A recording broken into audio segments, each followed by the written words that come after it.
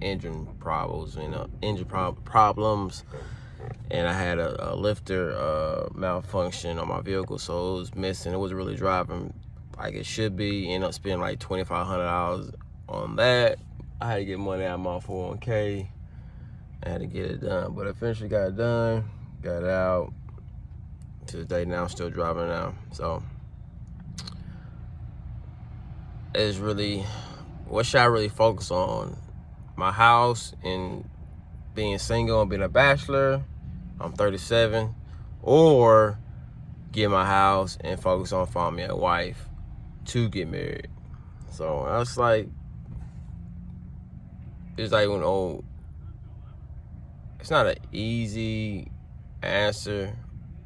Or I really don't. Honestly, I really don't. I mean, I know what I want. I know I've been wanting a wife for a while. No, I've been divorced for like 5 years, and really haven't found anybody. And I had found somebody, but it didn't work out. And I ended up leaving that person, going to somebody else, and it just, I don't know. I just, be on top of it. Me being a minister, that's a big part. It plays a big role, because I got to think about, the woman I choose. Is she going to be, are we going to be compatible?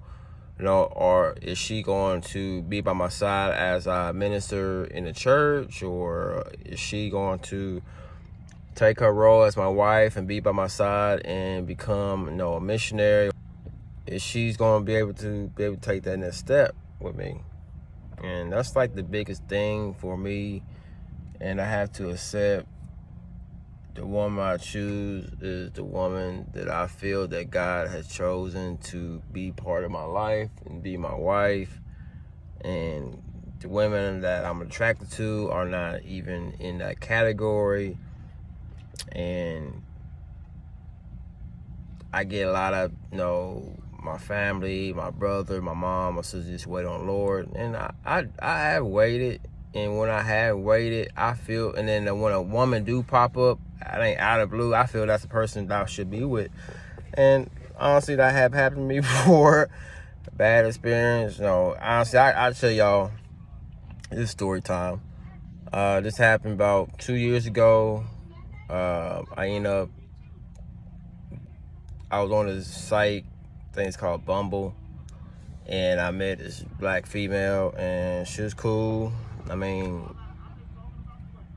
she called me, maybe we talked for maybe a week or 2 weeks, whatever, and then suddenly she called me. We talked for a few minutes, got cut off, and then we exchanged our numbers. Then the following week we met up, ate, and she wasn't really, I didn't expect her to be so short. She was real short. I think she was 4 feet. I might be exaggerating, but she was real short. Man, she was black. And you know me, I don't discriminate. I have dated outside my race since I was 18. So I have dated black women, white women, Hispanic women, Asian women. I don't when it comes to women, I don't discriminate. If that woman is attractive and we both are locked in, we are compatible. I feel that we're compatible and we are get along, and she like me, I like her, we laugh, she make me laugh, I make her laugh. It's just the chemistry is on point. But back to the story. We start talking, we met up Applebee's, we start talking, and then boom, we got a little serious, and long story short, we ended up going to Vegas.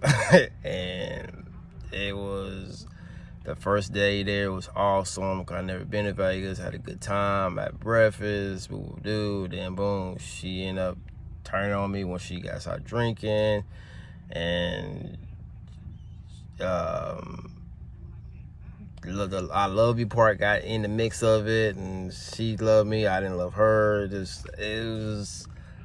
I literally had to, it came to a point, she turned on me, and she trying to, I'm in Vegas, I know somebody there, we went half on the room, and boom, she trying to keep me out, tell me, you gotta go stay somewhere else. I said, what you talking about? I don't know anybody in Vegas, I never been to Vegas. Supposed to be drunk, you don't just be talking, you mad about, because I said I didn't love you, and it was just, long story short, I was never been in that situation, and that was like an eye opener me to God. God tell me, hey Frank, you should have been here. You should never even made it this far. There was signs. It was plenty of signs before we even took the trip, and I did not take those signs in consideration. I didn't feel that it was important. And boom, it happened in Vegas, and when that happened, I was just praying to God, God, get me out of this situation. And finally, I had to do what I had to do. I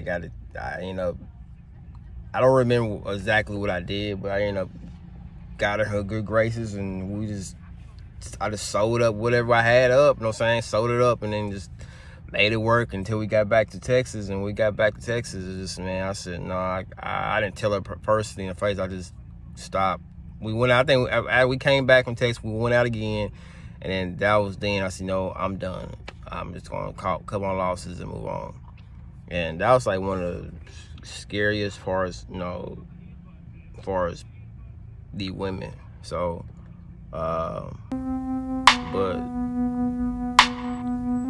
I just really want a wife. I really do. And I had picked some bad ones, picked some good ones, but I honestly want a wife that I can tell I'm in love with you. I want to be with you. I want to have kids with you. I want you to come to my house.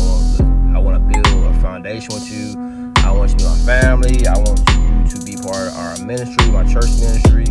I want you to be part of us, upbringing of the Holy Spirit, and be as one in the Spirit with God, have a relationship with God, and to have our relationship strong, like bond is strong, like something, semen is strong, steel is strong, but our bond will be unbreakable. Nobody can break it with God. That's how strong bond I want with my wife. Whoever I choose, or whoever God send me. But at the moment, I really, really, really focus on trying to get me a wife, and not really focus on my car, but actually, get to my house, get it situated. Right, for right now, I'm at Best Buy right now, trying to go and try to do some prices on some appliances, and also get more equipment for YouTube channel, computer, laptop, camera, editing tools. So, but I am moving in the right direction. I have to follow what I preach. I got to be patient, be humble, and I got to wait on the Lord and keep my mind focused on Him. And if I keep my mind focused on Him, allow Him to come into my soul and my mind to move me in the right direction. So that's my little story. I got a little story here and here I'm gonna talk about for the channel, but that's one of the scariest experiences I have had, and I did not allow God to. I ain't say I allowed God. I did not take the warning signs that God was putting me in my path. So you gotta keep in mind, God gives you warnings. Like they always say, there's warnings before disaster. So, and that was what happened. It was a warning before disaster, and